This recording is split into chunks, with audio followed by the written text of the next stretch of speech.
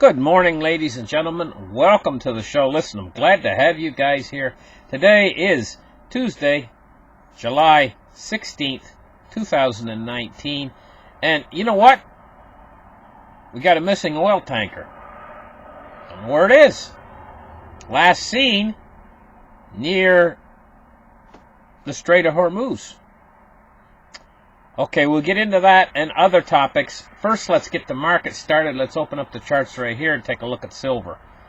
Right now, the silver price is jumping heavenwards. It's going straight up. I like to see that. 1547 right now. It's up 12 cents on the day, which is looking good. I like to see that. And you know what's really, well, I'll get to what's really unusual about this. Let's take a look at gold for a second here. Gold isn't bouncing up as good as silver right now. Gold is down $3.30, so that's weird. Generally, gold and silver travel together. Gold's down and silver's up. That's a bit strange. Let's take a look now at cryptocurrencies. I'll tell you what's unusual about about silver going up this morning is the dollar's going up too. Generally, this is a bit unusual, silver traveling up like that, all on its own. $10,398. Let me refresh the page. $10,448. So, Bitcoin is just barely staying above $10,000. So we've seen some moves downwards for Bitcoin and moves up for silver. I like to see that. That's what I like. We need more of that. Cryptocurrency market capitalizations today. And what we're looking at is a market cap of $280 billion with a Bitcoin dominance of 66.7. I see the Bitcoin dominance going higher and higher. This doesn't bode well for cryptocurrencies. A Bitcoin dominance, you see them, they're moving out of the altcoins and they're moving into Bitcoin. That's not a good sign, but then again, you know, I don't think that Bitcoin is getting ready for that next leg up just yet. I think we're still undergoing a price correction. I think we're still in a bull market with cryptocurrencies right now, but we're undergoing a price correction, and that correction isn't completely over yet. I see it going sideways, maybe a little bit down just for the next little while. See, Bitcoin moved up so fast in price. There, you know, I mean, just a few months ago, you could have had a Bitcoin for like 3,400 or whatever, you know, or in the $3,000 range, and it's moved up so fast, up to 13, all the way up to 13,800. It just basically, it just moved too fast. Let's take a look now at the Dow Jones this morning. Let me refresh the page, and we'll open up the chart here on the Dow. See what it's doing. We see a Dow that's still moving heavenwards, 16 points up on the day, 27,375. This has everything to do with the Federal Reserve, and they're moving more toward accommodative monetary policy all the time. Let's take a look now at oil. Oil price of $59.69. Let me see if I can get a better chart. Let me try the 6-month chart here. Yeah, well, we can see in the 6-month chart here, oil isn't breaking out real quick, but oil's moving to the upside. It's been slowly moving to the upside, and it's getting almost ready for sweet light crude price to break $60. But you know what? I'll tell you what. If there's a problem with the Strait of Hormuz,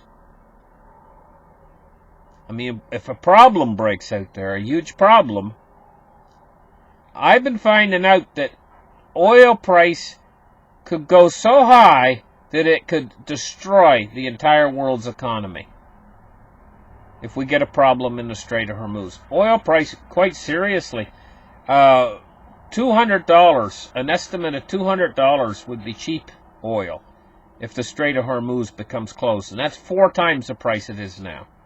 And you'd see that reflected at the gasoline pumps. Can you imagine if the price you're paying right now at the pump went up 4 times? 4 times higher? Need I say more?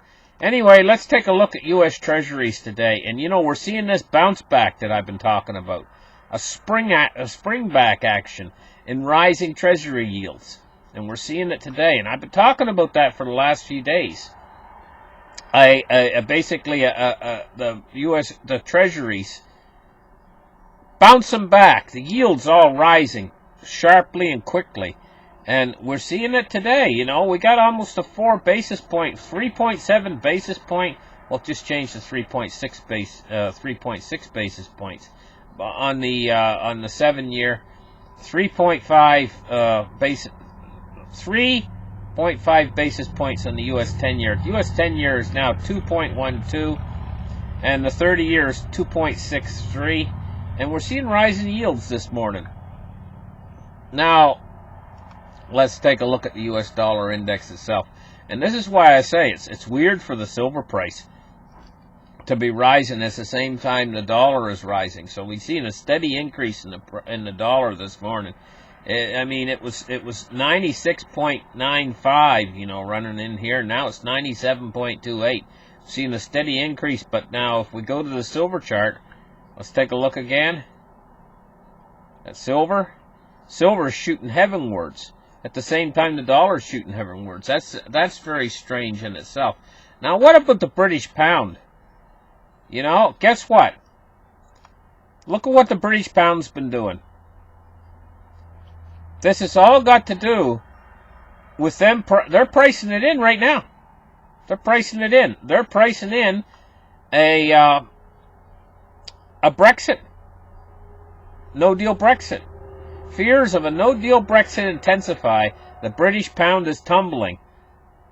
And this means that investors are actually looking at a no-deal Brexit coming. That's why they're pricing it in. The British pound tumbled on Tuesday to its weakest level against the dollar since April of 2017. There we see it. They're pricing it in. That means, I'll tell you, investors are nobody's fool. They don't make money from being a fool, And they're pricing in the problems coming in October for Great Britain. At the very least, there's going to be one hell of a row, Let's take a look now at this tanker. Concerns grow over a UAE-based oil tanker in the Strait of Hormuz. Evidently, the last they heard from her, she was sailing in toward Iran. And then she just went, bloop. Let's take a look at another article here. United Arab Emirates oil tanker vanishes after drifting into Iranian waters. What in the hell were they drifting into Iranian waters for? Would they stay away from there? Now they're worried. They're worried because she's vanished. A vanished oil tanker. And the last they seen of it, it was near Iran. Dubai, United Arab Emirates. Tracking data shows an oil tanker based in the United Arab Emirates traveling through the Strait of Hormuz, drifting off into Iranian waters, and it stopped transmitting 2 days ago. And there's concerns. Well, I guess there should be concerns. What in the heck's happened to our tanker? It just reminds me of a scene from a movie or something, and the kid's traveling through a bad part of town or whatever, and all of a sudden one of these guys swoops out from behind a building and throws a cloak over him and pulls him in, and he's gone, and then he's missing. And that's the way with this tanker. Maybe it's been scooped up by the Iranians, and we don't even know where it's at. They've just grabbed it.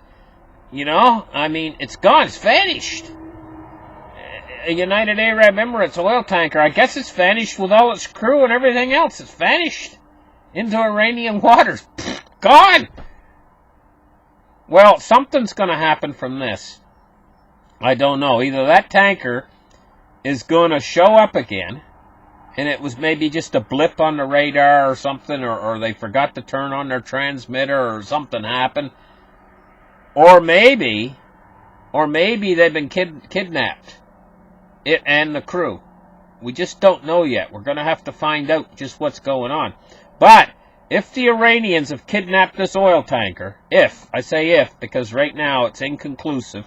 We only know that the ship has disappeared, vanished in Iranian waters.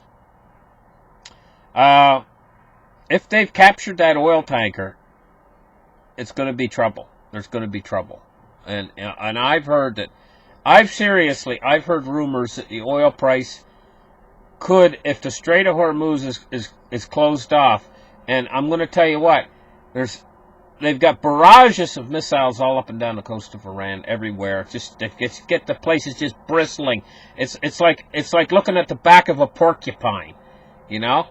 Now the United States, you know, they've got their fleet in there, and it just could erupt into one hell of a battle that could close the strait off. If that happens, I mean, what then?